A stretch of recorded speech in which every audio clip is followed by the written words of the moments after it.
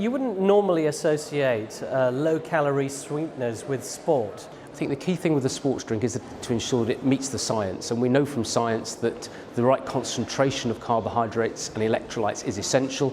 Sweeteners can absolutely contribute to ensuring that the scientific boundaries are met with a sports drink. We also know that taste is important, that more people will consume fluid to hydrate by having a good tasting product, so again sweeteners can help with that. And finally, we know that losing weight is a big priority for many people who take part in sport and exercise. So a drink that is low in calories will of course help them replace the fluid and not at the same time gain calories and gain weight. So do you feel that leading sports people are aware of the importance of low-calorie sweeteners, and are they prepared to use them? Well, I think you also have to look at why people take part in sport, obviously to win, but at the same time exercise, which is often to get fit and stay healthy. And one of the main objectives of many people who take part in exercise is to lose weight.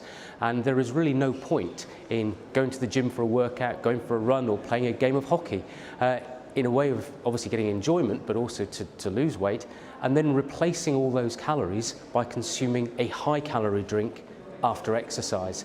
So I think sweeteners can help reduce the overall calorie level of a drink to ensure that it refreshes, it replenishes the fluid that's been lost, but at the same time it doesn't overcompensate for that calorie expenditure and cause weight to be gained after exercise, not lost. But isn't water by itself enough to rehydrate after sport?